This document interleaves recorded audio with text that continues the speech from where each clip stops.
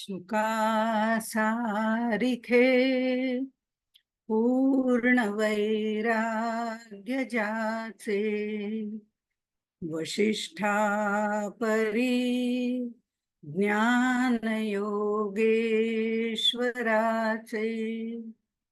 कवी वाल्मिका सारिखा मान्य ऐसा.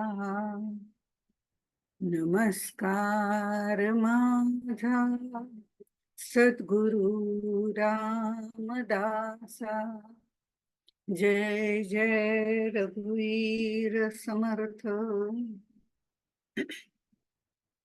आपण नवविधा भक्ती बघतोय आणि नवविधा भक्ती मधल्या पहिल्या 3 ज्या आहेत त्या वाचिक भक्ती, श्रवण, कीर्तन, नामस्मरण या आपण बघितल्या. त्यानंतर कायेने करायच्या कायिक भक्ती ज्याला म्हटल्या जातात, म्हणजे अगदी खरं म्हटलं तर या मानसिक या कायिक या अशा पद्धतीने त्याचं आपल्याला कळण्यापुरतं फक्त बायफर्गेशन केलेलं आहे.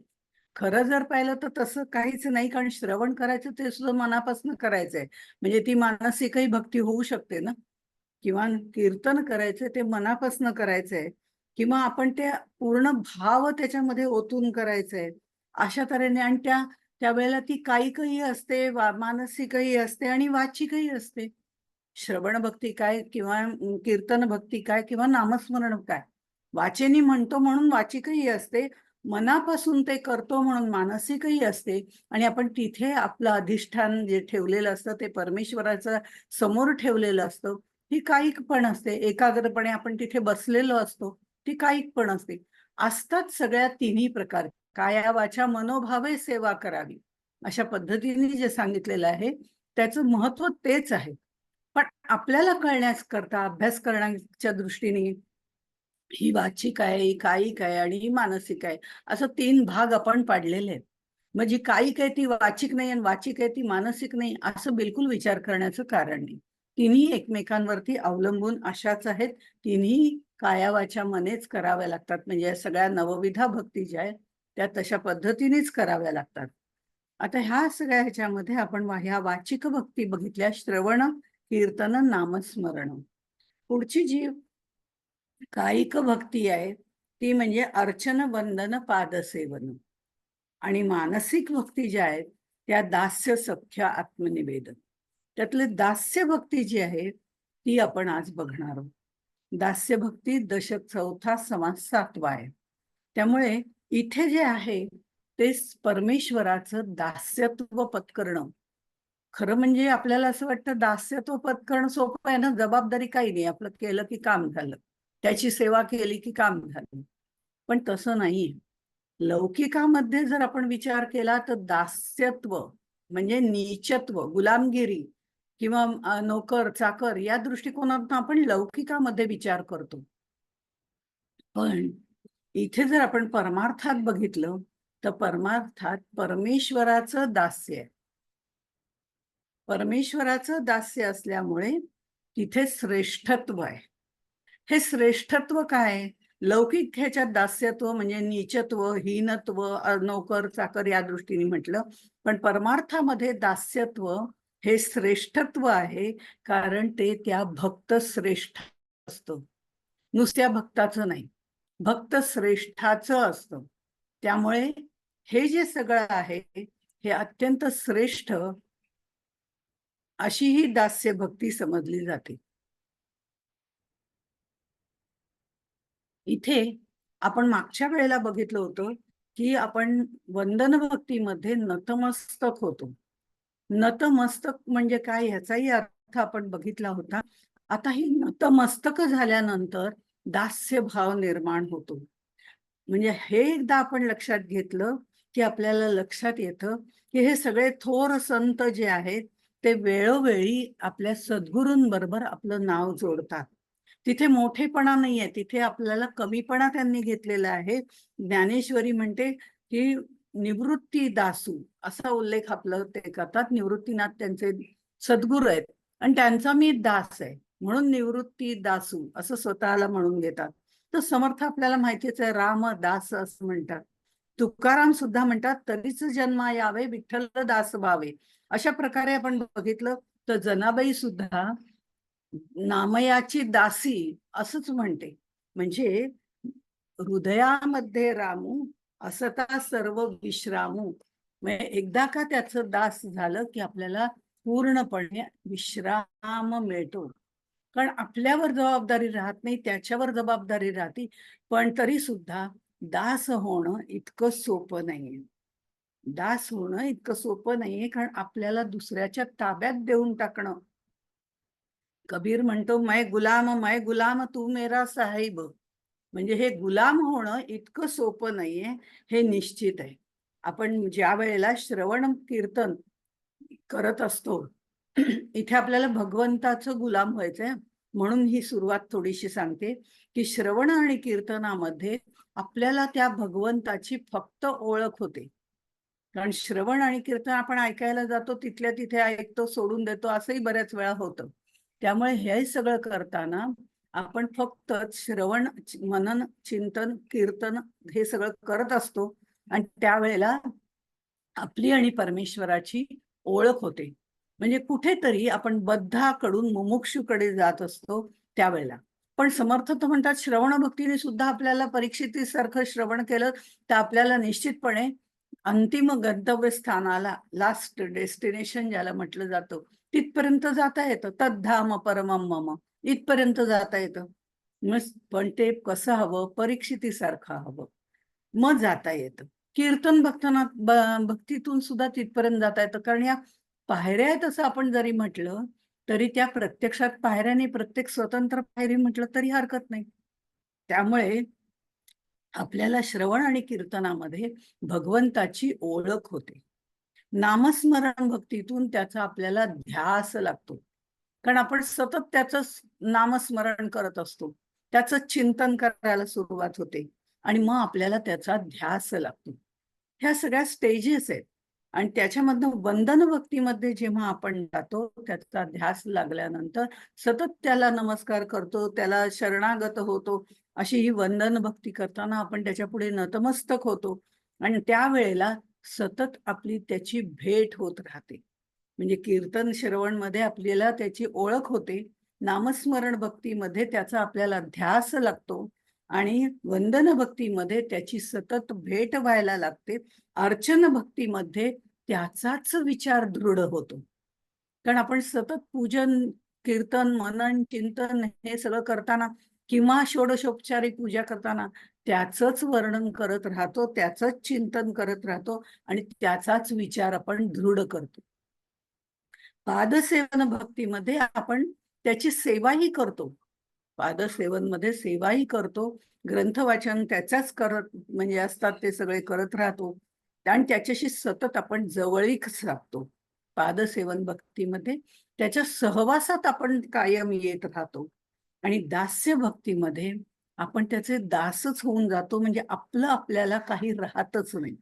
इथे मात्र आपली निष्काम भक्ती सुरू होते. इथे खरी भक्ती सुरू होते, निष्काम भक्ती सुरू होते. हे दास्य भक्तीमध्ये सुरुवात होते.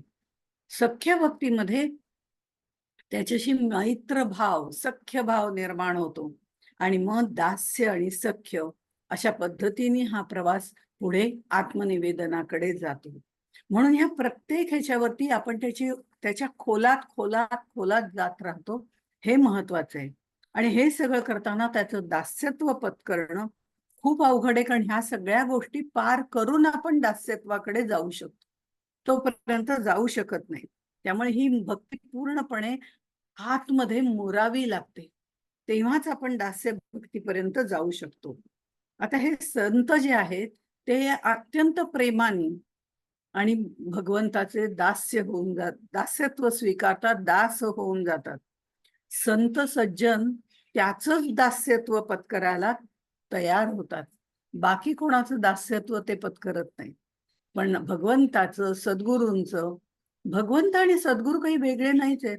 त्यामुळे भगवंताचं आणि सद्गुरूंचं असं दास्यत्व पत्करणं हे मात्र श्रेष्ठत्व आहे.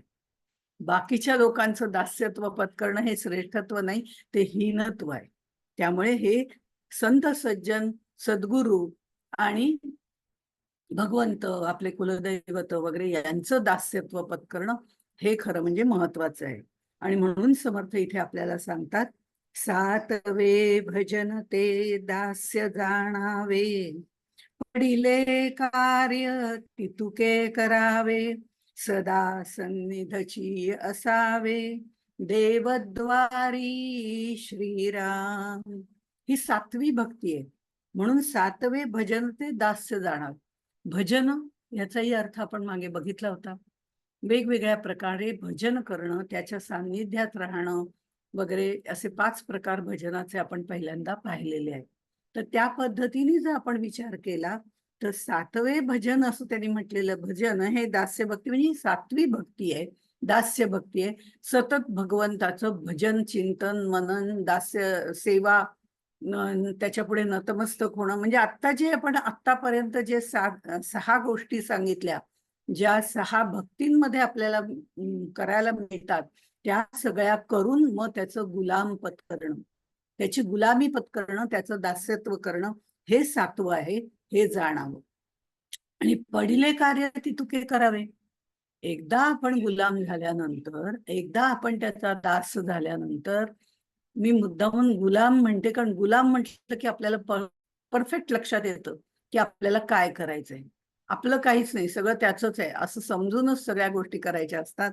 म्हणून दास्य हा शब्द आपण भक्तीमध्ये, परमार्थामध्ये वापरतो, तोच खरं म्हणजे गुलामात. पण गुलामगिरी आपल्याला आवडत नाही ना.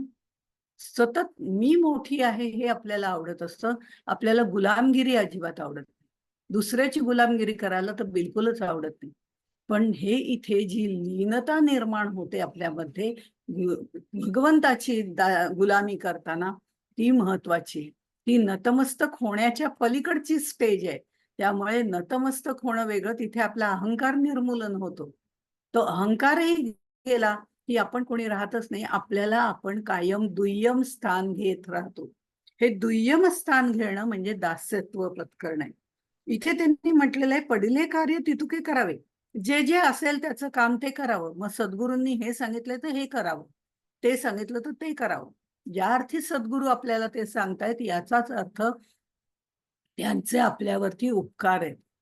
त्यांनी हे सांगितलंय, हे त्यांचे उपकार आहेत आपल्यावरती. आपला मोठेपणा नाही. मला माझ्या सद्गुरूंनी मलाच सांगितलं हे करायला. तिथे आला अहंकार.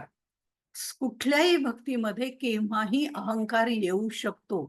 अगदी नतमस्तक झालो तरी पण येऊ शकतो. पण जर आपण पुढच्या भक्तीमध्ये विलीन व्हायला सुरुवात केली, त्याची गुलामगिरी पत्करली, त्याचं दास्यत्व पत्करली, की आपोआपच आपण त्या ठिकाणावर दृढ राहतो. इथे दुय्यमपणा आपल्याकडे घेणं महत्वाचं आहे. आणि त्यामुळे पडिले कार्य तितके करावे. त्यांनी हे सांगितलंय करायला तर करायला पाहिजे. का करायला पाहिजे? कारण ते सांगतायत ते माझ्या हितासाठीच आहे, ही भावना मनामध्ये असली पाहिजे. बरं, इथे त्यांनी म्हटले पडिले कार्य तितुके करावे. आम्ही जे काही कार्य करतो ना, ते नावलौकिकासाठी करत असतो. कायम काय ते वृक्षारोपण केलं की लगेच फ्रेममध्ये आम्ही येतोय की नाही, हे आधी आम्ही बघतो. कारण ते फ्रेममध्ये आलं की लगेच ते सगळ्यांना पाठवूनही देता येतं की मी आज वृक्षारोपण केलं. मी कधीतरी आयुष्यामध्ये एकदा वृक्षारोपण केलेलं असतं, तिथे काहीतरी प्रमुख पाहुणे म्हणून गेलेलो असतो आणि तिथे त्या फ्रेममध्ये आल्यावर आम्हाला बरं वाटतं. अशी ही आम्हाला पहिल्यापासून सवय असते. त्यामुळे नावलौकिकाची आम्हाला सवय असते. पण जेव्हा सद्गुरूंच्या घरी ते आपल्याला एखादं कार्य सांगतात, तेव्हा आपल्या नावलौकिकासाठी ते करायचं नसतं. ते त्यांच्यासाठी मी समर्पण करतोय, ही भावना मनात पाहिजे. ते माझे आहेत. आणि त्यांनी दिलेली ही माझी आज्ञा आहे. ती आज्ञा शिरसावंद्य करणं, म्हणून ते काम कोणतीही भावना, नावलौकिक काहीही मनात न ठेवता पूर्णपणे दास्यत्वाने करायची असते. म्हणजे आणखीन एक त्यांनी म्हटलंय, सातवे ते भजन दास्य जाणावे, पडिले कार्य तितुके करावे, सदा सन्निधची असावे देवद्वारी. सदा सन्निधची असावे देवद्वारी. शब्दशः अर्थ असा होतो की कायम मग देवळात जाऊन बसावं, त्याच्या सान्निध्यात बसावं, देवळात जाऊन बसावं, असा त्याचा अर्थ नाही. त्याच्या देवळात जायला काहीच हरकत नाही, तिथे जाऊन नामस्मरण करायला हरकत नाही, त्याची सेवा करायला हरकत नाही, सगळ्या गोष्टी करायला हरकत नाहीत. पण तरी सुद्धा याही पेक्षा आणखीन महत्वाचं म्हणजे सदैव भगवंताच्या सान्निध्यात असावं. याचा अर्थ देवळात बसून राहावं असं नाही, तर भगवंतालाच आपल्या हृदयात ठेवावं. त्यालाच आपल्या हृदयात तो कसा बसू शकेल, तो कसा कम्फर्टेबल असेल आपल्या हृदयामध्ये, याची काळजी घ्यायची आणि त्याला आपल्या हृदयामध्येच ठेवायचे. म्हणजे तो सदा सन्निधच आहे. मी बाहेर गेले, माझ्या हृदयात तो आहे, म्हणजे तो माझ्या बरोबरच आहे. म्हणजे तो आपल्याला कुठेही इकडे तिकडे वळू देणार नाही. आपला जर पाय कुठे घसरत असेल तर तो घसरू देणार नाही. आपल्याला कुठे अहंकार येत असेल तर तो येऊ देणार नाही. कारण मी एकदा कबूल केलेलं आहे, मी तुझा गुलाम आहे, मला तुझ्या सान्निध्यात राहायचंय, पण मला बाकीचीही माझी कर्तव्य करायची आहेत. माझं रोजचं जे रुटीन आहे, कर्तव्य कर्म आहे, तेही मला करायचंय. मला प्रपंचही सांभाळायचंय, मला परमार्थही करायचंय, पण तो प्रपंच सांभाळताना मी अनासक्त बुद्धीने करीन, याच्यासाठी तू आत हवा. आणि म्हणून त्याला सन्निध ठेवायचंय. त्याच्या सन्निध जाण्यापेक्षा त्याला सन्निध ठेवणं आपल्याला सोपं आहे, पण त्याला सन्निध ठेवणं आणि आपल्या हृदयात ठेवणं हे तितकंच अवघड सुद्धा आहे. आणि म्हणून सतत त्याचं उठता बसता, खाता पिता असं जे म्हटलं जातं, त्या काम करता त्याचं स्मरण करावं, त्याचं नामस्मरण करावं. म्हणजे आपल्याला आपण जे करत असतो त्याचे काही श्रमच होत नाही. दळिता कांडिता तुझं काहीतरी तो अभंग आहे, दळिता कांडिता नाम घेईन तुझं वगैरे, असं जनाबाईचा अभंग आहे.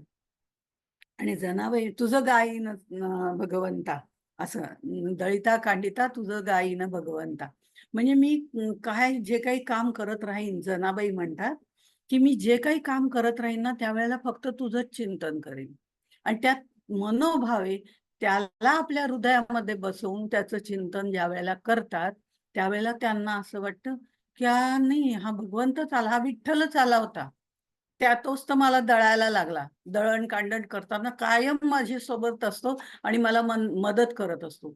ही जी तो मला मदत करतोय म्हणून माझं निम्म काम कमी होतं. ही जी भावना आहे, ही भावना आपली दास्य भक्तीमध्ये निर्माण होते. कारण आपण त्याचे दास होतो, म्हणून तो आपल्यासाठी धावून येतो आणि तो धावून येतो आणि तोच माझी सगळी कामं करून घेतो. म्हणून बोलविता धनी वेगळाची असं तुकाराम महाराज सुद्धा म्हणतात, ते यासाठी. म्हणजे इथे कुठेतरी तो माझ्या सन्निध आहे हे महत्वाचं आहे. सदा सन्निधाची असावे देवद्वारी. देवाची या द्वारी उभा क्षणभरी त्यांनी मुक्तिचारी साधी येला. हे नुसतं देवळाच्या दारात उभं राहून जर अशा 4 मुक्ती मिळायला लागल्या तर काय बघायलाच नको. आम्ही तर जाऊन लगेच उभं राहू. सोपं आहे ना. पण त्याच्या मागे केवढा अर्थ आहे. तो तिथून आपल्या हृदयापर्यंत आला पाहिजे तर हे शक्य आहे. देवाची ये द्वारी.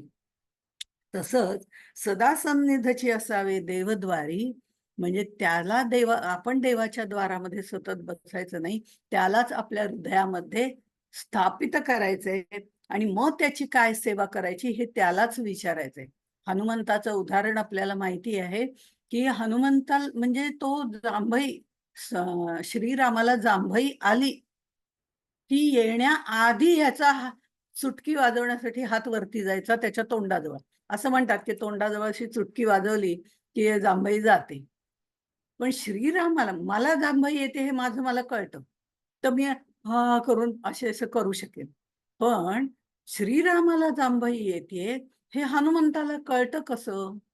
म्हणजे श्रीरामाचा होण्यापूर्वी हनुमंताची टिचकी वाजवायला तिथे हा तिथे तयार असतो आणि मग श्रीरामाला जांभई येते. हे कसं काय शक्य आहे? हृदयामध्ये रामू. तो म्हणतो, "अहो, तुम्ही माझ्या हृदयात आहात. तुम्हाला केव्हा जांभई येणार हे मलाच आधी कळणार ना. आणि मग मी हे वाजवणार. मलाच जर कळलं नाही तर मी तिथपर्यंत येईपर्यंत तुमची जांभई निघून गेलेली असेल." हे हृदयामध्ये त्याला सन्निध ठेवणं हे खरं म्हणजे दास्य भक्तीचं लक्षण आहे. आणि हनुमंत दास्य भक्ती करता प्रसिद्ध आहेत. याच्यानंतर त्यांनी असं म्हटलेलं आहे, कर्तव्य कर्म तर सगळे करायचे. म्हणजे सगळी जी काही कर्तव्य कर्म करत असताना तो हृदयात ठेवणं म्हणजे त्याच्या सान्निध्य असणं हे आहे. इथे त्यांनी नंतर 3 ते 18 ओव्यांमध्ये साधारण भगवंताची काय काय सेवा करता येईल याच्यामध्ये बऱ्याचशा गोष्टी जर आपण बघितल्या तर त्याची पुनरावृत्ती आपल्याला आढळते. अर्चन भक्तीमध्ये जे जे सांगितलेलं होतं आपल्याला, त्या सगळ्याची पुनरावृत्ती आपल्याला इथे आढळते. हा सगळा सेवेचा पुनरुच्चार आहे. म्हणजे अर्चन भक्तीमध्ये आपण ते करतच असतो, पण तेच पुन्हा दास्य भक्तीमध्ये करायला सांगितलंय, म्हणजे काहीतरी वेगळेपण आहे. कारण इथे मी भगवंताचा आहे या भावनेने आतापर्यंत देवाची मला सेवा करायची, देवाची मला पूजा करायची, इथे कुठेतरी द्वैत होतं. कुठेतरी द्वैत होतं. अर्चन भक्तीमध्ये पूजा करताना मी त्याची पूजा करते, अगदी षोडशोपचारे करते, मनापासून करते, हे सगळं जरी असलं तरी कुठेतरी द्वैत होतं. हलकंसं द्वैत होतं. हळूहळू नवविधा भक्ती करताना आत्मनिवेदन भक्तीपर्यंत अद्वैत साधायचंच आहे. पण दास्य भक्तीमध्ये त्यालाच मला माझ्या हृदयात आणून ठेवलंय. आता त्याचीच सेवा करायची, त्याचीच पूजा करायची. पण ती करताना सुद्धा त्यांनी हा जो उच्चार केलेला आहे, जीर्णोद्धार कराव्या, नवीन-नवीन गोष्टी निर्माण कराव्यात, काही अर्पण करावं, मेघढमरे, छत्रे, चामरे, देवळाई, सोन्या-चांदीची सिंहासनं, दागिने, आभूषण वगैरे असं सगळं जे वर्णन आहे, हे कुठेतरी अर्चन भक्तीशी साम्य दाखवतं. पण हे सगळं करावं, मनापासून करावं, तो माझ्या हृदयात आहे. मानस पूजा करताना सुद्धा आम्ही हे त्याला सगळं घालू शकतो. तर तो माझ्या हृदयात आहे आणि त्यामुळे हृदयामध्ये रामू, असता सर्व विश्रामू. तो माझ्या हृदयात आहे, तर मला दुसरीकडे कुठे जायची गरजच नाहीये. आतल्या हृदयातल्या परमेश्वराला मानसपूजा करून, मानसपूजेचा उल्लेख ह्याच्या शेवटी केलेला आहे त्यांनी. मग आतल्या परमेश्वराला मानसपूजा करून मी हे सगळं अर्पण करू शकते. भले मी धनदौलतीने श्रीमंत नाही, तरी सुद्धा मी हे सगळं करू शकते, कारण देवाचे वैभव वाढवावे, या देवाचे वैभव सांभाळावे, न्यूनते पूर्ण करावे. न्यून पूर्ण पडोच नेदावे, चढते वाढते वाढवावे, भजन देवाचे. तिसरी ओवी आहे. देवाचे वैभव सांभाळावे, न्यून पूर्ण पडोची नेदावे, चढते वाढते वाढवावे, भजन देवाचे श्रीराम. चढते वाढते वाढवावे, भजन देवाचे. हे देवाचं सर्व गोष्टी ज्या आहेत त्याचं वैभव वाढवायचंय. मला माझं वैभव वाढवायचं नाहीये किंवा माझा मोठेपणा दाखवायचा आहे म्हणून तिथे सिंहासन, छत्र, चामर हे सगळं देणं म्हणजे खूप श्रीमंतीचा भाग आहे. पण हे श्रीमंतीचा भाग असला तरी मी दिलंय ही भावना अर्चन भक्तीमध्ये काही वेळा येऊ शकते, की मी हे दान केलंय. पण इथे नाही. इथे तोच हृदयात आहे, त्यालाच अर्पण करायचंय. मग प्रत्यक्ष केलं तरी ते त्यांनी सांगितलं म्हणून केलं, ते होऊन गेलं. या पद्धतीने करायचंय. हा थोडा फरक, थोडी प्रगती आपली इथे झालेली आहे. दास हा भगवंताला एवढा चिकटलेला असतो की सदैव त्याच्या सान्निध्यातच राहावं असं त्याला वाटतं आणि त्याला आपल्या हृदयात तो प्रतिष्ठित करतो. त्याचीच आज्ञा पालन करावी, त्याच्याच सान्निध्यात राहावं, त्याचीच आज्ञा पालन करावी, त्याचीच सेवा करावी, त्यालाच प्रसन्न करावं आणि त्याचं प्रसन्नपण पाहून आपण प्रसन्न व्हावं. अशा तऱ्हेने आपल्याला सुखामध्ये राहता येतं आणि त्याचं सुख तेच माझं सुख. देव प्रसन्न झाला, देवाला छान वाटलं ना, मलाही छान वाटलं. ही भावना इथे दास्य भक्तीमध्ये निर्माण होते आणि ही एवढीच त्याची अभिलाषा असते की आपण देवाला प्रसन्न करावं आणि त्याला जे सुख मिळतंय आणि त्याच्या चेहऱ्यावर मला जे सुख दिसतंय त्या सुखामध्ये मी विलीन व्हावं. खऱ्या अर्थाने भगवंत त्याच्या जीवनात शिरतो. आत्तापर्यंत भगवंत बाहेर आहे, पण इथे दास्य भक्तीमध्ये भगवंत त्याच्या हृदयात येऊन बसतोय, त्याच्या जीवनात शिरतोय आणि हा दास त्याच्या स्वामींच्या नावाने जगतो. म्हणजे मी आता जी उदाहरणं दिली, निवृत्ती दासू, रामदास, दास गणून, हे सुद्धा आहेतच. त्या गजानन विजय ग्रंथ लिहिणारे जे आहेत ते दास गणू म्हणतात. म्हणजे ते सुद्धा आहेतच. हे सगळे जण आहेत, हे भगवंताला आपल्या हृदयातच त्यांनी बसवलेला आहे आणि हा दास त्यांच्या स्वामींच्या नावाने जगतो. म्हणजे तो स्वतःचं नाव सुद्धा विसरून जातो. कुठला कोण नारायण ठोसर, नारायण ठोसर वगैरे नाही, रामदास. त्यामुळे स्वतःचं नाव सुद्धा तो विसरून जातो. म्हणजे नाम रूप हे मायेच्या कक्षेत येतं आपण म्हणतो. त्यातलं त्याचं नाम तर गेलंच आहे. नाम हळूहळू दूर व्हायला लागतं. म्हणजे इथे कुठेतरी आपण एकरूपतेला सुरुवात करतो. आपली त्याच्यावरती श्रद्धा बसते, की मी त्याचाच आहे, दुसऱ्या कोणाचा नाही, दुसरं कोणी नाही. मी त्याचाच आहे, ही जेव्हा श्रद्धा त्याच्यावरती बसते, त्यावेळेला मी त्याचं दास्यत्व पत्करलेलं असतं, त्यालाच माझ्या हृदयामध्ये ठेवलेलं असतं आणि मी त्याच्याच नावाने जगतो, त्यावेळेला माझं नाम सुद्धा गेलेलं असतं. इथे मी नाही, फक्त तू, एक तू, एक तू, एक तू विठ्ठला. ही भावना निर्माण होते. आपण मागे ही कथा पाहिलेली आहे, की गुलाम होणं म्हणजे काय हे पाहिलंय, पण तरी सुद्धा दास्य भक्तीमध्ये हे त्याचं गुलामत्व स्वीकारणं जे आहे, म्हणून थोडं ही गोष्ट पुन्हा सांगते, की एक माणूस असतो पूर्वीच्या काळी जे दास म्हणजे ज्याला गुलाम म्हणतात, त्यांना आपल्या घरी आणून काम करायला सांगायचं. अशी पद्धत होती आणि अशी गुलामांचा बाजार भरायचा आणि त्यावेळेला एका गुलामाला ज्या वेळेला तो मोठा श्रीमंत गृहस्थ असतो, तो त्या गुलामाला जेव्हा तिथे घेऊन येतो आणि विकत आणतो. घरी आणल्यावर तो आपला दोन्ही हात जोडून तिथे त्यांच्या जवळ उभा राहतो.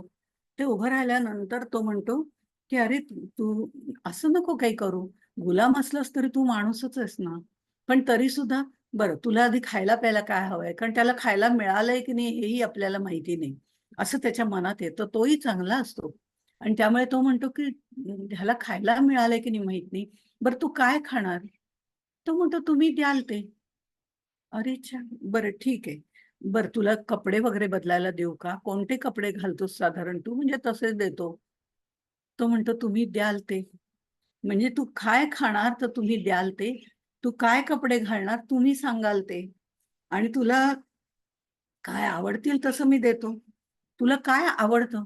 जे तुम्हाला आवडतं ते मला आवडतं. तो म्हणतो, "अरे मला नाही, मी तुला विचारतोय. मी तुमचा आता गुलाम झालेलो आहे. तुझं नाव काय आहे ते तरी सांग बाबा, ते तरी तुझ्याजवळ असेल की नाही?" तो म्हणतो, "नाही, आता तुम्ही ठेवाल ते." म्हणे निवृत्ती दासू, रामदास म्हणे. म्हणजे आता तुम्ही ठेवाल ते नाव. नाव तर इथे गेलेलंच आहे, लौकिकही गेलेलं आहे, आवड-निवड गेलेली आहे. माझं मन माझं राहिलंच नाहीये. जे तुम्ही सांगाल ते त्याप्रमाणे आज्ञापालन होईल. हे गुलामाची अवस्था आहे आणि ह्याची ही खरंच हा म्हणतोय हे तसं आहे का? असं म्हणून तो माणूस उठतो. म्हणतो, "तू म्हणलास ना काय खाल ते?" एक थोडीशी कडू काकडी आणतो आणि एक साधी काकडी आणतो. आणि कडू काकडी त्याला देतो आणि स्वतः मला काकडी आवडते म्हणून मी खातो. तुला पण मग काकडीच देतो. पण कडू काकडी त्याच्या हातात देतो आणि चांगली काकडी आपल्या हातात ठेवतो आणि आपण अगदी आनंदात, "वाह! काय मस्त लागते ना," म्हणून खायला सुरुवात करतो. "खा ना तू पण." तो सुद्धा ती कडू काकडी बिनबोभाटपणे खाऊन टाकतो. कारण तुमची आवड तीच माझी आवड. आता हे जे सगळे प्रश्न आपण बघितले ते त्यावेळी कथा म्हणून बघितली असतील किंवा काही, पण तू काय खाणार? तू देशील ते. आम्ही काय कुणाचे खातो, राम आम्हाला देतो. ही भावना तिथे असायला पाहिजे. म्हणजे कोणी काय दिलंय यापेक्षा रामानी काय दिलंय, जे काही मला आत्ता खायला मिळतंय, ते रामाचा प्रसाद आहे. ते चांगलं मानूनच खायचंय. हे गुलाम होणं आहे. त्या रामाचा दास होणं आहे. तू काय म्हणजे हे कर, तुला काय आवडतं? त्याची आवड ती माझी आवड. मग जर त्याला मी हृदयात बसवलंय, त्याची आवड तीच माझी आवड आहे. ही जर माझी दास्य भक्ती आहे, त्याची माझी म्हणजे समर्थ सांगतायत ती दासभक्ती अजून तिथपर्यंत पोहोचायला कैक जन्म घ्यावे लागतील. पण समर्थ सांगतायत ती दास्यभक्ती असं आपण जर म्हटलं, तर त्याला जर मी हृदयात बसवलेलं आहे, तो जे सांगेल ते मी करणार आहे, त्यावेळेला मला काय आवडतंचा प्रश्नच नाही. त्याला काय आवडतं ते जर मला करायचंय, तर तेच मी केलं पाहिजे. मग त्याला जे आवडतं ते चांगलंच असतं. त्यामुळे तो माझ्याकडनं कार्य करून घेताना चांगलंच कार्य करून घेतो. ही भावना कुठेतरी, ही श्रद्धा त्याच्यावरती असणं गरजेचं आहे. आणि ही श्रद्धा जेव्हा असते, तेव्हा ती दास्यभक्ती अशी ही दास्यभक्ती आहे. नुसतं आपलं फोटो फ्रेममध्ये येण्यापुरती दास्यभक्ती नाही. नाहीतर एखाद्या मोठ्या ठिकाणी जायचं, म्हणजे तीर्थक्षेत्राच्या ठिकाणी जायचं आणि मग तिथे काय आलं होतं, अमके-अमके आले, त्यांनी तिथली फरशी झाडली. वगैरे वगैरे. आणि त्या फ्रेम मध्ये यायचं 10 ठिकाणी ती पाठवायची. ह्या नावलौकिकासाठी काही करायचं नाहीये, तो आतमध्ये आहे, त्याची आज्ञा आहे, त्याची सेवा करायची आहे, म्हणून हे सगळं करायचं असतं. आणि मग तुम्ही नाव काय ठेवता, आपलं नामरूपही राहिलेलं नाही, कारण तो आतमध्ये आहे, त्याच्याच नावाने मला जगायचंय. हे सगळं इथे वंदन भक्तीमध्ये आपण बघितलं होतं की आपला अहंकार जो आहे तो पूर्णपणे गळून पडलेला असतो नतमस्तक झाल्यामुळे. आता दास्य भक्तीमध्ये आतापर्यंत जे आहे, देवासाठी मी हे करतोय, देवासाठी मी ते करतोय, मी देवासाठी, अशी भावना होती. मी तिथे प्रखर होता, थोडासा अहंभाव तिथे होता. अहंकार उतरत आलेला आहे पण पूर्ण उतरलेला नाही. जेव्हा दास्य भक्ती होते, जेव्हा सेकंड स्टेजवरती माणूस येतो, दुसऱ्याला मोठेपणा देतो, त्यावेळेला ती भक्ती महत्वाची असते. दुसऱ्याला मोठेपणा देणं अत्यंत अवघड आहे. स्वतःला मोठेपणा मिरवणं अगदी सहज सोपं आहे आणि ते आपण करतच असतो. पण तरी सुद्धा दुसऱ्याला मोठेपणा देणं ही गरजेची गोष्ट आहे. ती दास्य भक्तीमध्ये आपल्याला शिकायला मिळते. इथे सगळी भावना समर्पणाची आहे आणि त्यामुळे मी माझ्यासाठी नाहीच, मी देवासाठी आहे हे लक्षात येतं. पण इथे मीचा अहंकार पूर्णपणे गळलेला आहे, सांगण्यापुरता आहे मी हा भाव. म्हणजे मीची सूक्ष्म भावना आपल्याला लागतेच ना, याचा विचार आपण केलेला आहे. अहम, अहंता, अहंकार, दर्प ह्या सगळ्यात गेलेल्याच आहेत नवविधा भक्तीला सुरुवात झाल्यानंतर. पण अहमची सूक्ष्म जाणीव जी आहे ती आपल्याला शेवटपर्यंत लागते, तरच आपण त्या तद्धाम परमम मम पर्यंत जाऊ शकतो आणि प्रत्यक्ष त्याची अनुभूती घेताना तो अहम सुद्धा विसर्जित करावा लागतो. इथपर्यंत ती भावना आपल्याला लागते हे नक्कीच आहे. पण इथे ही भावना समर्पणाची भावना आहे, मी माझ्यासाठी नाही, मी देवासाठी. आतापर्यंत मी माझ्यासाठी होतो किंवा वंदन भक्तीच्या आधीपर्यंत अर्चन, नामस्मरण वगैरे. नामस्मरण करताना आपण काय म्हणतो की नामस्मरण करताना मी देवाशी बोलतोय, पण ध्यानामध्ये देव माझ्याशी बोलतोय. हा फरक आहे ना. म्हणजे हा जसा फरक आहे तसा आतापर्यंत मी माझ्यासाठी जगत होते किंवा मी देवासाठी असं जगत जगत आहे असं जरी म्हणत असले तरी सुद्धा कुठेतरी माझ्यामध्ये मीची भावना प्रखर होतीच. पण आता मात्र मी माझ्यासाठी नाहीये, मी देवासाठी आहे. इथे मी माझं सगळं गळून पडलेलं आहे, त्याला दास्य भक्ती असं म्हटलं जाते. आता इथे त्यांनी ही जे सांगताना असं म्हटलेलं आहे की देवाला अर्चन भक्तीप्रमाणेच सगळं वर्णन त्यांनी केलेलं आहे, आता आपण बघितलं त्याप्रमाणे. तर ते देवाला पत्र, पुष्प, फल, तोय वाहावं, अमकं करावं, फुलबागा तयार कराव्यात वगैरे. आता याच्यामध्ये पत्रम, पुष्पम, फलन, तोयम वगैरे आपण ह्या सगळ्या गोष्टी अर्चन भक्तीमध्ये पाहिलेल्या आहेत. पण इथे त्यांनी हेही म्हटलंय की हे सगळं देवाला लागतं, तर मग कुठेतरी छोटीशी सरोवर बांधावीत, कुठेतरी फुलबागा तयार कराव्यात, देवासाठी फुलं लागणार आहेत तर सुगंधी फुलांची बाग लावावी. ही बाग लावणं, या सगळ्या गोष्टी ज्या आहेत ते करताना भावना वेगळी आहे. देवासाठी मी फुलं निर्माण करते आणि ती फुलं देवाला व्हायचेत म्हणून मी बाग तयार करते, उद्यान तयार करते, त्या देवालयाच्या बाजूलाच करते, ही भावना नाहीये. ही फुलबाग किंवा फळबाग तयार करताना मी म्हणते कांदा मुळा भाजी अवघी विठाई माझी, ही जी भावना आहे ना, ती भावना असायला पाहिजे. कांदा मुळा भाजी अवघी विठाई माझी म्हणजे कसं, हे खरं म्हणजे मी जी फुलं लावतीये किंवा ही बाग जी मी तयार करते हे त्याचीच आहेत आणि त्याच्यासाठी त्यांनीच निर्माण करायचे. मी फक्त निमित्त मात्र भव सव्यसाची, मी फक्त निमित्त आहे. ते बाग तयार करायला, ती बाग नीट ठेवायला किंवा त्या बागेची जोपासना करणं हे माझं काम आहे. ते मला भगवंतानी सोपवलेलं काम आहे म्हणून मी ते करणार आहे, ही भावना तिथे असणार आहे.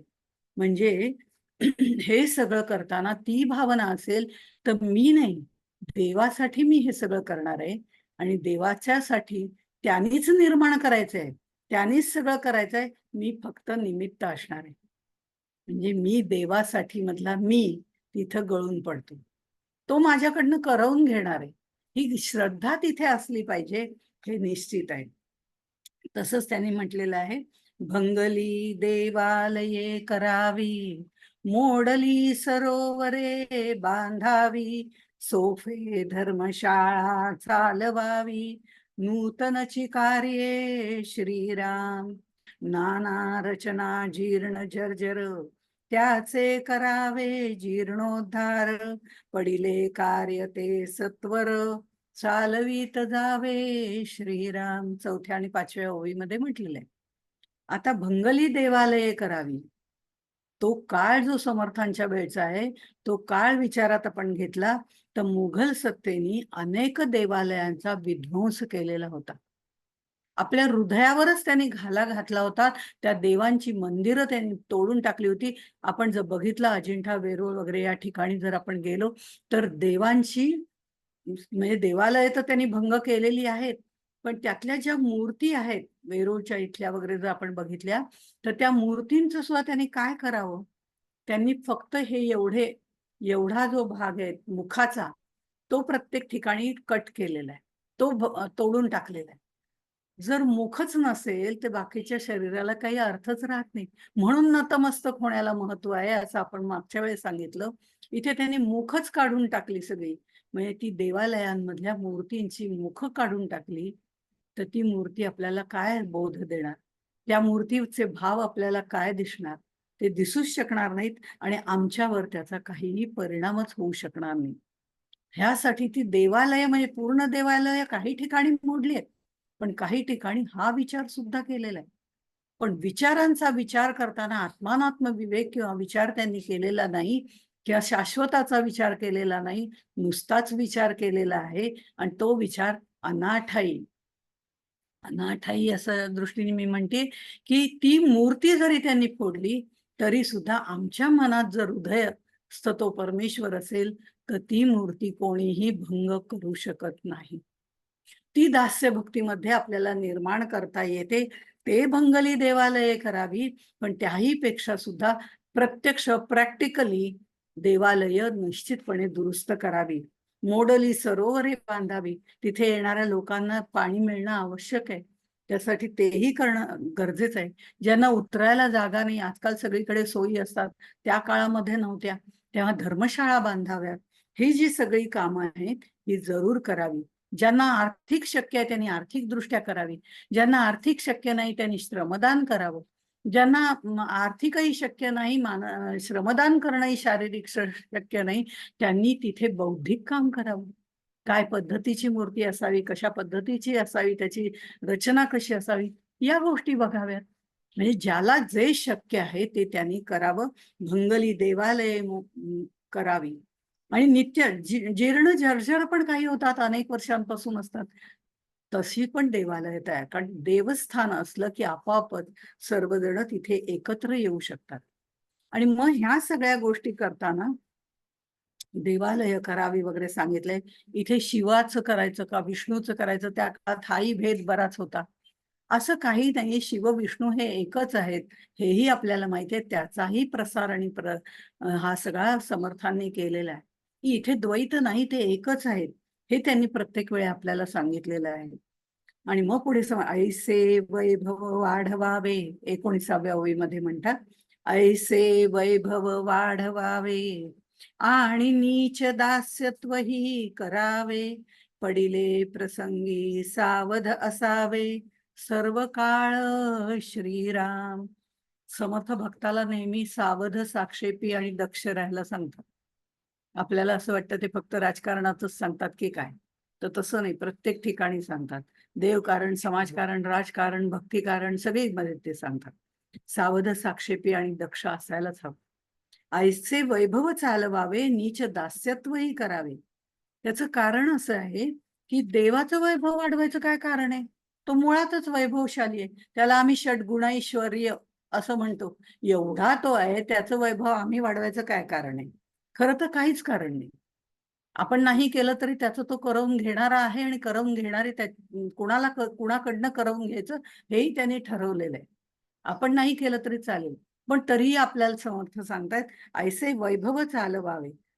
मग हे वैभव का वाढवायचं देवाचं? कारण ज्या वेळेला आपल्याला शक्य असेल त्या पद्धतीने आपण त्या देवाचं वैभव वाढवतो, त्यावेळेला आपल्या मनाला शांती मिळते.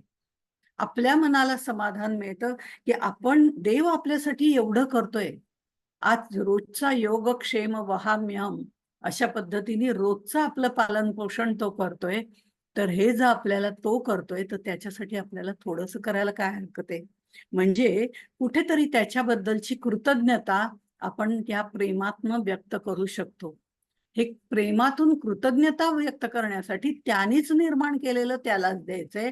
हे जसं अर्चन भक्तीमध्ये आपण पाहिलं, तसंच देवाचं वैभव वाढवताना ते मला जेवढं शक्य आहे त्या पद्धतीने मी वाढवू शकते. आणि कोणत्याही कायिक, वाचिक, मानसिक कोणत्याही पद्धतीने मी वाढवू शकते. आणि मग ते जर मी वाढवलं तर मला त्याच्याबद्दलची एक कृतज्ञता व्यक्त करण्यासाठी संधी मिळाली. या भावनेतनं जर आपण केलं तर तिथे अहंकार निर्माण होत नाही. भागवतामध्ये सुद्धा असं सांगितलेलं आहे, की भरपूर पैसा कमवा, भरपूर कुठेही आपल्याला आपल्या संत, ऋषी यांनी निष्क्रिय केलेलं नाही. नुसतं देव-देव करत बसा, टाळ कुटत बसा, असं कुठेही सांगितलं. ते तर करायचंच आहे. पण तरी सुद्धा भरपूर पैसा कमवा, असं सांगितलेलं आहे. पण तो पैसा कमवताना टेबलाच्या वरनच येऊ दे. टेबलाच्या खालनं नको. लक्ष्मी ही कशी यावी तर वाजत-गाजत यावी, असं त्यांनी म्हटलेलं आहे. हे वाजत-गाजत म्हणजे आत्ताच्या भाषेमध्ये टेबलाच्या वरनं यावी. स्वश्रमाची यावी, कष्टाची यावी. मग ती वाजत-गाजत येते.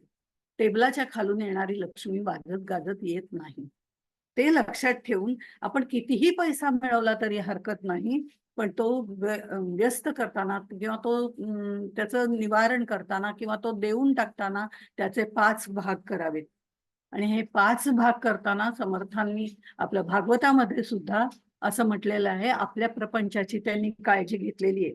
देवासाठी करा, धनवृद्धीसाठी करा, आप्तेष्टांसाठी, कुटुंबासाठी ठेवा आणि दानासाठी ठेवा. देवासाठी तर ठेवा, म्हणजे देवाचे वैभव वाढवावे यासाठी तर ठेवायचंच आहे. एक पंचमांश भाग त्याच्यासाठी, ₹100 कमावले तर ₹20 त्याच्यासाठी. धनवृद्धीसाठी, कारण आपल्याला आत्ताही पैसा लागतोय प्रपंचासाठी. सुवर्ण लागतं असं म्हटलेलं आहे. प्रपंची पाहिजे सुवर्ण, परमार्थी पंचीकरण. तर प्रपंची जे सुवर्ण पाहिजे म्हणजे पैसा पाहिजे आत्ताच्या भाषेमध्ये. तर तो सुद्धा ठेवायचा आहे धनवृद्धीसाठी. कारण ते जे धन आहे, एक पंचमांश आपल्यासाठी ठेवलेलं, त्याची वृद्धी झाली पाहिजे. डिपॉझिट्स ठेवा, कुठेतरी गुंतवा, की जेणेकरून चांगल्या प्रकारे त्याचे रिटर्न्स मिळतील. आप्तेष्टांसाठी आणि कुटुंबासाठी, कारण आप्तेष्ट आहेत, त्यांचं काही सण आहेत, कार्य आहेत, उत्सव आहेत, कोणाचे वाढदिवस आहेत, कोणाची लग्न कार्य आहेत, कुटुंबासाठी, ह्या सगळ्यासाठी पुन्हा त्यातले एक पंचमांश ठेवा. आणि आणखीन म्हणजे दानासाठी. हे जे ऋषी, मुनी, जाणारे येणारे पांथस्थ किंवा जे इकडून तिकडे पदभ्रमण करणारे असे अनेक संत, यांच्या दानासाठी ठेवा, त्यांच्यासाठी ठेवा. म्हणजे अशा तऱ्हेने जर त्याचा विनियोग केला तर प्रपंच आणि परमार्थ दोन्ही व्यवस्थित साधू शकेल, असं भागवतामध्ये म्हटलेलं आहे. मग कमवा, कितीही चांगल्या पद्धतीने कमवा. ही त्याच्या मागची भावना महत्वाची आहे. आणि ह्यामध्ये सुद्धा कुठेही आपला अहंकार त्यामुळे राहत नाही. मठ, मंदिरं या ठिकाणी झाडणं, पुसणं करणं, या गोष्टी ही नीच सेवा जी आहे, नीचत्व पत्करावे असं त्यांनी जे म्हटलंय. म्हणजे एखाद्या मंदिरात गेलं आणि झाडायचं तर नको बाबा, माझी पोझिशन अशी अशी आहे, मी अमुक अमुक आहे आणि मी कसं काय इथे मंदिरात झाडण्याचं काम करायचं. छे छे, त्यातले ते लोक बघून घेतील ना, तिथले जे सेवाकरी आहे ते करतील, कारण मला तिथे माझा इगो आड येत असतो. पण मंदिराच्या ठिकाणी झाडणं, पुसणं, भांडी घासणं, कर्कटी भांडी उचलून ठेवणं, यासाठी कधीही कमीपणा वाटू देऊ नये. कारण ते देवाचं दास्यत्व स्वीकारणं आहे आणि ते करायला पाहिजे. इथे आमच्यामध्ये काय, आम्ही पोझिशनला जपत असतो आणि पहिलं इथे पोझिशन आणि पजेशन या 2 गोष्टी ज्या आहेत, पोझिशन आणि पजेशन, या 2 गोष्टी आपल्याला सोडाव्या लागतात. मी कुणीतरी आहे ही पहिली भावना सोडून द्यायची, कारण आता इथे दास्य भक्तीमध्ये मी देवासाठी, ही भावना आहे. त्यामुळे ही पोझिशन आपली सोडून द्यायला लागतं आणि आपल्याला पजेशन पण खूप आहे. हा माझा, तो माझा, मग मी त्याच्यासाठी करीन, मी याच्यासाठी करीन. हे तो माझा, मी माझा, हा माझा, हे जे ममत्व आपलं आहे ना, ते ममत्व सुद्धा इथे कुठेतरी दूर करावा लागतो. कारण इथे पोझिशन आणि पोझिशन असं जे मी म्हटलं ते यासाठी की हे ममत्व ज्या वेळेला आपण दूर सारतो त्यावेळेला सर्वाभूती परस्पर दिसायला लागतो. कारण जे काही करायचंय ते सर्वांसाठी करायचंय, जे काही करायचंय ते देवासाठी करायचंय. तो देव चराचरामध्ये आपल्याला दिसायला लागतो.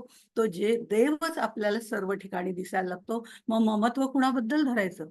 त्या देवाबद्दल का ते नामरूप धारण केलेल्या व्यक्तीबद्दल? याचा अर्थ असा नाही की सगळ्यांना हिडीस पिडीस करायचं. त्या प्रत्येकामध्ये भगवंत बघून आपल्याला ते प्रेम करता येतं ना. हे दास्य भक्तीमध्ये थोडी पुढची स्टेज त्यांनी सांगितलेली आहे. मंदिराचं वैभव वाढवायचं याच्यामध्ये सुद्धा 2 प्रकार येतात. फक्त बाह्य वैभव वाढवायचं नाहीये की काय तिथे तोरण पताका लावा, सिंहासन करा, जीर्णोद्धार करा, असं हे बाह्य वर्णन कसं ते तर करायचं आहेच आहे. भगवंतासाठी ते तर करायचंच आहे, पण आंतरवैभव सुद्धा त्याचं वाढवायचंय. अर्चन भक्ती करून जे सांगितलेलं आहे तेही वैभव वाढवायचंय. मंदिरातलं त्याचं देवत्व जे आहे ते तिथे स्थिर राहण्याकरता उपासना, भजन, पूजन, कीर्तन, संगीत गायन. कारण त्यांनी असं म्हटलेलं नाना वाद्य नटशाळा, नाट्यशाळा, गुणी गायक वगैरे असं 13व्या ओळीमध्ये म्हटलेलं आहे. ह्या गुणी गायक, गायन म्हणजे संगीत ही सुद्धा एक साधनाच आहे. आणि त्या साधनेने आपल्याला परमेश्वरापर्यंत पोहोचता येतं. हेही तितकंच महत्वाचं आहे. सगळ्यांनाच संगीत येत असेल असं नाही, पण म्हणून संगीतच महत्वाचं असं आहे असं नाही. आपल्याला ज्या स्वरामध्ये त्याचं भजन पूजन करता येईल ते भजन करावं, उपासना करावी, कीर्तन करावं. जे श्लोक म्हणता येतील ते तशा पद्धतीने म्हणावे. मग ते संस्कृत दृष्ट्या ठीक आहेत का नाही आहेत, ते स्वरात बसलेत का नाही बसलेत, ते तर सोडूनच द्या. त्याच्या मागचा भाव काय आहे हे महत्वाचं आहे. आपण गायक गाणं म्हणतो त्यावेळेला तो भावगीत म्हणतो. ते संगीत गायन दे रे राम असं समर्थ म्हणतात चौपदीमध्ये. हे संगीत गायन दे रे राम. समर्थांना संगीताची उत्तम परीक्षा होती. सगळ्यांनाच असते असं नाही, पण त्यांना होती. आणि त्यामुळे त्या संगीतामध्ये सुद्धा ते त्याच्यामध्ये तल्लीन होता येतं हेही ते सांगतात. आणि जेव्हा देवाचं वैभव वाढवायचं तर नुसतं वरवरचं वाढवायचं नाही, त्याचं देवत्व तिथे निर्माण झालं पाहिजे. त्याच्याबद्दल लोकांना भाव वाटला पाहिजे. नाहीतर काय सुंदर देऊळ आहे, अगदी छान टकाटक सगळेजण तिथे लखलखीत असे दागिने घालून बिजून बसलेले आहेत. छान वाटतं, प्रसन्न वाटतंय. पण आतून जो भाव निर्माण व्हायला पाहिजे त्या मूर्तीबद्दलचा, तो मात्र हे भजन, पूजन, सेवा, नामजप या सगळ्यांनी निर्माण होतो हे निश्चित आहे. त्यामुळे हे सुद्धा आपल्याला करणं गरजेचं आहे असं त्यांनी सांगितलं. इथे कुठलीही अपेक्षा नाही, काही नाही. अपेक्षा नाही, मागणी नाही. त्यामुळे निरपेक्ष प्रेमाचं प्रगटीकरण म्हणजे दास्यभक्ती.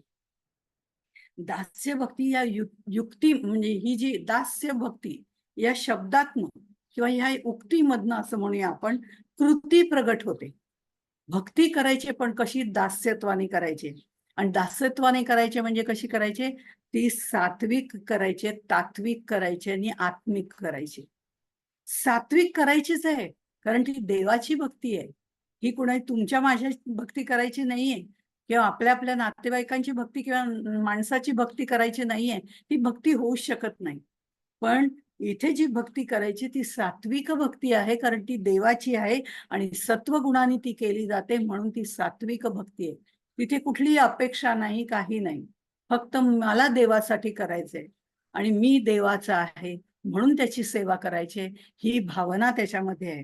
दुसरी तात्विक भक्ती आहे. म्हणजे तात्विक दास्य भक्ती तात्विक आहे, सात्विक आहे असं नाही. दास्य भक्ती या उक्तीमध्येच ह्या 3 गोष्टी येतात. ती जी कृती त्यातनं प्रगट होते ती कृती सात्विक असते, ती तात्विकही असते. कारण आचार विचारांची त्याला बैठक असते आणि ती आत्मिकही असते, कारण त्याला भक्तीची जोड असते. त्यामुळे ही दास्य भक्ती आपल्याला इतक्या उच्च पातळीवरती नेऊन ठेवते, हे तितकंच खरं. आपण बघ जर शबरीचा विचार केला तर शबरी खरं म्हणजे अर्चन भक्तीसाठी प्रसिद्ध आहे. पण आता जर आपण विचार केला तिचा, तर पंपा सरोवर ती कथा आपल्याला माहिती आहे. मतंग ऋषी जे आहेत ते तिला जेव्हा ते जातात म्हणजे इतर ऋषींबरोबर पुष्पक विमान येतं आणि ते तिथे निघून जातात, तेव्हा जाताना ते तिला काय सांगतात शबरीला, की रामराया इथे येणार आहे आणि ते जेव्हा येतील त्यांचं स्वागत मात्र तू उत्तम रीतीने कर, अशा पद्धतीने त्यांनी सांगितलेलं आहे. त्यामुळे हे जे साधन करायचं आहे ते तिने दास्य भक्तीने पण केलं. अर्चना भक्ती आहेच त्याच्यामध्ये, प्रश्नच नाही. पण इथे तिने राम चित्रकूटांवरून येतील तेव्हा त्यांचा सत्कार कर, त्यांची सेवा कर. पण कधी येतील, काय येतील, काही माहिती नाही.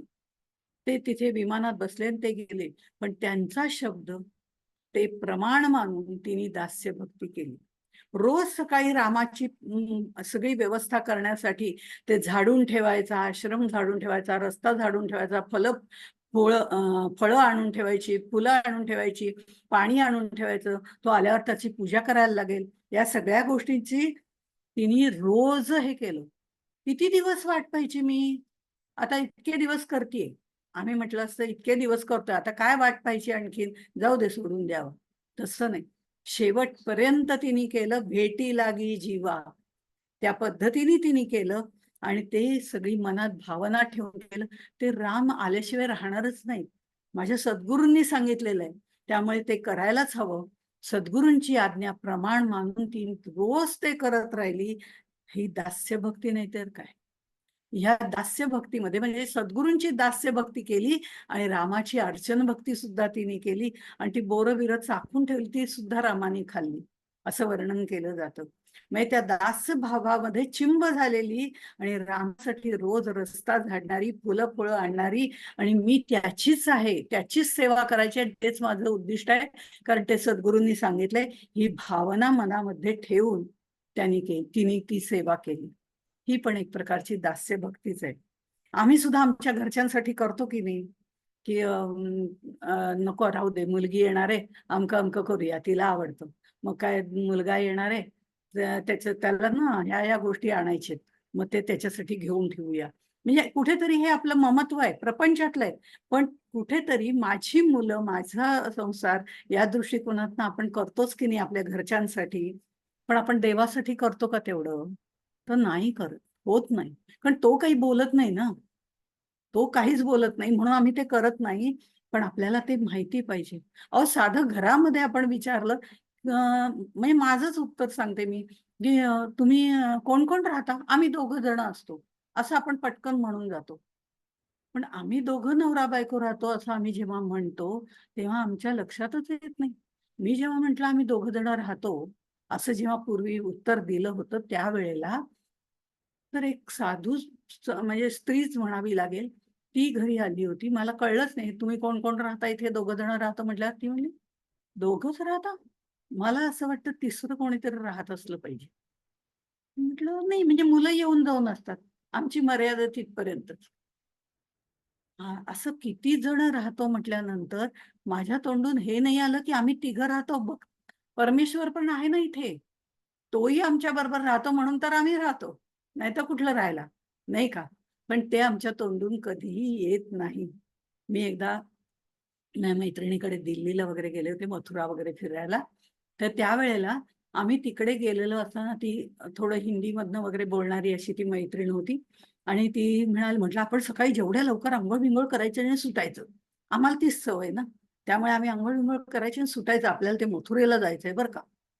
तर ती म्हणे, "नहीं संध्या, इतने जल्दी नहीं हो सकता." म्हटलं, "अगं 4चा गजर लाव ना, होईल आपलं 5 वाजेपर्यंत दोघींचं."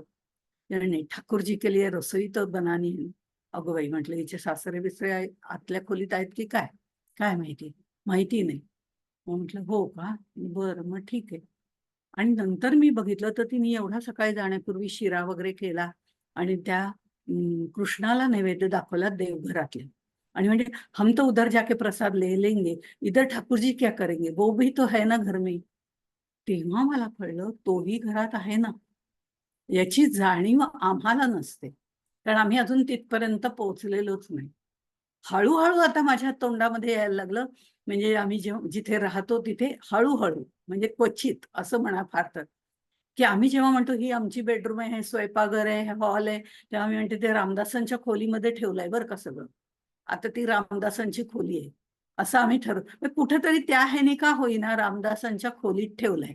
असं म्हणून का होईना, मनामध्ये ते घरात आहेत, ही भावना तिथे असते. असो, ह्या सगळ्या गोष्टी व्हायला बरंच म्हणजे हे त्याच्यासाठी देवाचं वैभव बाह्यही वाढवायचंय आणि अंतर्मुख होऊनही वाढवायचंय. मग ह्या सगळ्यासाठी तो आपलाच आहे, मी त्याचाच आहे, हा भाव ठेवून तो आपलाच आहे. तो त्यांनी कधी नाकारलेला नाहीच आहे. पण मीच त्याच्यापासून दूर झाले होते ना आतापर्यंत. त्यामुळे त्याचं चरण क्षाळण प्राण वगैरे ह्या सगळ्या गोष्टी गंध अक्षदा ही पूजा अर्चना तर करायचंच आहे, त्याला वंदन तर करायचंच आहे, पण त्याचं दास्यत्वही पत्करायचं आहे, हेही तितकंच खरं आहे. म्हणजे सद्गुरूंची दास्य भक्ती किंवा भगवंताची दास्य भक्ती ही सर्वात महत्वाची आहे. जसं आपण पादसेवन भक्ती बघितली, त्या पादसेवन भक्तीमध्ये लक्ष्मीचं आपण उदाहरण दिलं होतं, की ती त्याची पादसेवन भक्ती करते. वंदन भक्तीमध्ये अक्रूराचं उदाहरण दिलं होतं. आणि इथे जर आपण बघितलं तर आपल्याला दास्य भक्तीमध्ये हनुमंताचं उदाहरण घेता येतं. म्हणजे इथे आणखीनही त्यांनी एक गोष्ट सांगितलेली आहे, की ही दास्य भक्ती करताना काय करायचं. तर दास्य भक्ती करताना सकळ करावे पारपत्य, आलया करावे आतिथ्य, ऐसी ही जाणावी सत्य, सातवी भक्ती श्रीराम.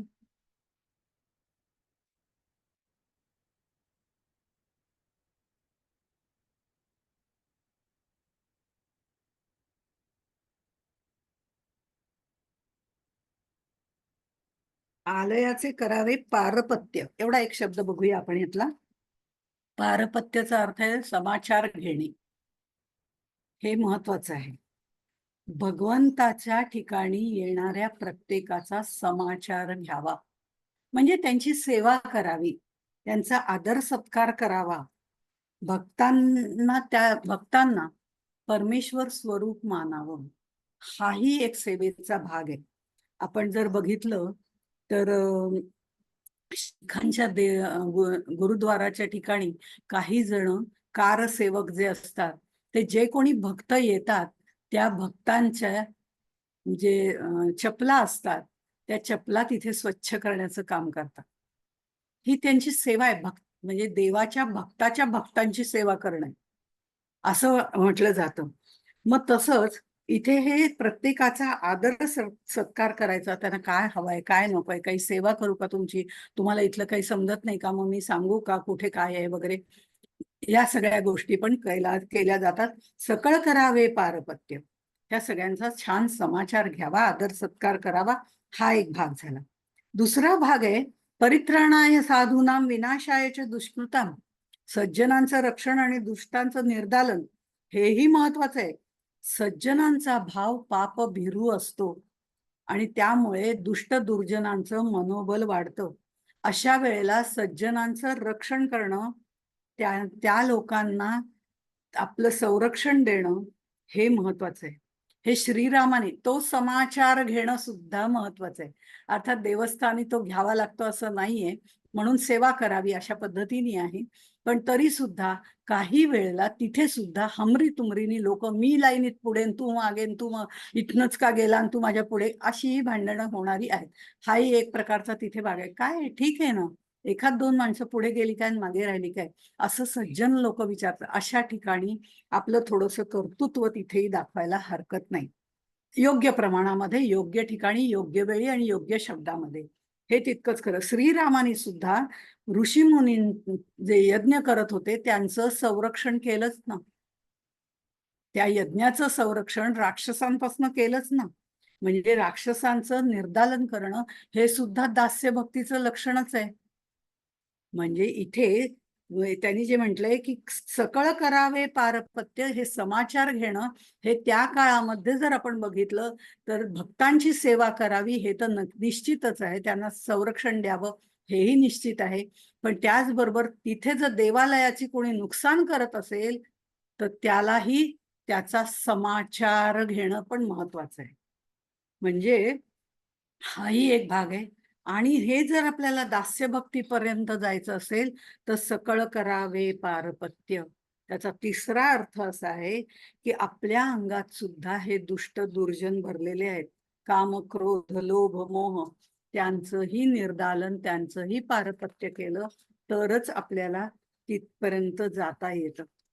ऐसे दास्यत्व करावे देवाचे, येणे प्रकारेची सद्गुरूचे, असं त्यांनी म्हटलंय.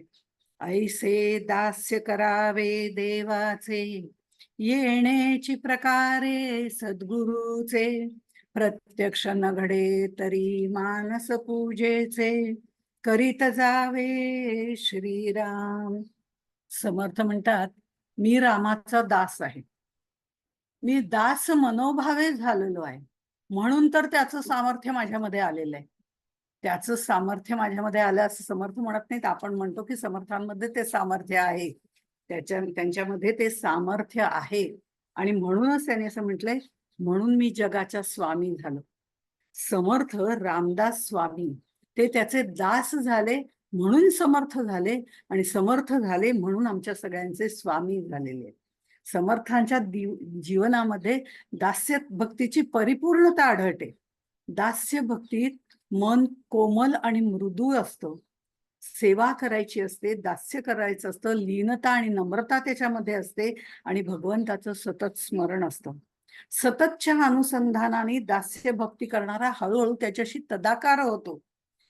तदाकार म्हणजे त्याच्यासारखं स्वरूपही त्याला प्राप्त होतं. एखादा गुरु असतो आणि तो शिष्याला गायन शिकवत असतो, त्यावेळेला तो हातवारे तसंच करायला लागतो, बा जसे गुरु करतात तसंच करतो असं म्हणतात. त्यामुळे मला गाण्यातलं ज्ञान फार कमी आहे, पण तरी सुद्धा तसं तो करतो. इतकंच कशाला, गुरु आणि शिष्य पण काही वेळेला एकसारखे दिसतात ना. पावसचे स्वरूपानंद बघितले तर, पावसचे म्हणते मी, स्वरूपानंद बघितले तर त्यांचे शिष्य माधवनाथ, बऱ्याच वेळा दोघांमध्ये साम्य वाटतं आपल्याला बोलण्यात, ह्याच्यात. म्हणजे त्यांचे जर मागचं आपण बघितले, काही फोटो बघितले तर आपल्या लक्षात येतं. इतकंच कशाला, आपले आई वडील असतात, त्यांचं बोलणं चालणं बघून मूल ते त्याप्रमाणे शिकत असतं. म्हणजे जसे आई वडील हातवारे करतात तसंच काही वेळेला बोलण्याची ढब मुलांमध्ये पण असते.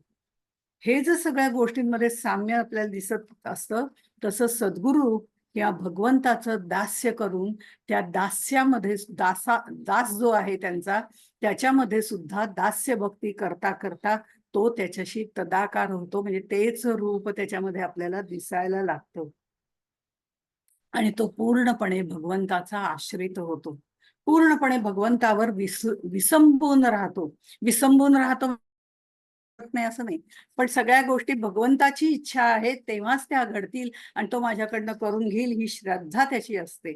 त्यामुळे इथे भगवंत पूर्ण निष्ठेने तिथे असतो, आणि त्याला सुद्धा भगवंत जो असतो तो त्या दास्य भक्ती करणाऱ्याला सुद्धा प्रेमाने आपल्या जवळ घेतो.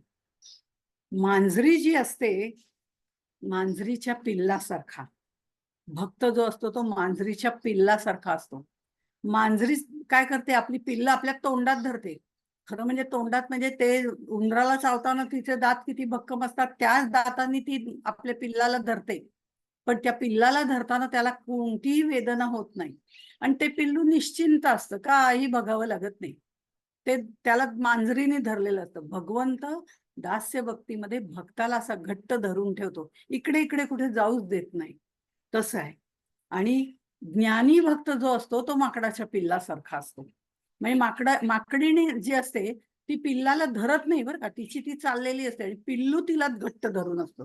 चुकून माकून जरी त्याचा हात सुटला तरी ते खाली पडतं. इथे तसं नाही, इथे मांजरीच्या पिल्लासारखं घट्ट धरतो भगवंत आपल्याला, आणि त्यामुळे आपल्याला इकडे इकडे कुठे जाताच येत नाही. त्यामुळे ही दास्य भक्ती अत्यंत महत्वाची आहे. इथे त्या भक्ताला कैवल्य नको, मोक्ष नको, काही नको, फक्त आणि फक्त भगवंताचं दास्य हवं असतं. त्याला सुखसागरात लोटलं तरी तो आनंदी असतो, दुःख सागरात लोटलं तरी तो आनंदी असतो. हे दास्य भक्ती करता हनुमंताचं मी म्हटलं नाव प्रसिद्ध आहे. हनुमंताचं नाव प्रसिद्ध आहे. आता ह्याच्या बरोबर जर आपण सांगायचं झालं तर रामाने केवळ आज्ञा केली की लक्ष्मणाचे प्राण वाचवले पाहिजेत. त्यांनी कुठलाही विचार केला नाही, आता रात्र आहे का दिवस आहे का काय आहे, काहीही विचार न करता तो मात्र तडक उठला आणि अख्खा पर्वतच घेऊन आला. सीतेच्या शोधामध्ये महत्वपूर्ण कार्य त्यांनी केलं, पण कुठेही मी केलं असा उल्लेख केला नाही. आपण सांगितलं नाही, आपण माझ्याकडनं करून घेतलं, यातच माझी धन्यता आहे असं म्हणणारा हा मारुती, प्रत्येक गोष्टीत राम पाहणारा असा हा मारुती. त्याचं वर्णन करावं तेवढं कमी आहे. आणि तो दास्यभक्ती करता प्रसिद्ध आहे. आणि म्हणून त्याला बुद्धिमतां वरिष्ठम तर तो आहेच आहे, पण तरी सुद्धा तेवढाच लीन आहे. आणि अशा तऱ्हेने ही दास्यभक्ती केली जाते. ही दास्यभक्ती करताना आपल्याला श्रद्धा इथे आपली निर्माण होते. सख्य भक्ती आणि दास्य भक्तीमध्ये श्रद्धा निर्माण होते. षट संपत्तीपैकी आतापर्यंत मी वारंवार श्रद्धेचा उल्लेख केला.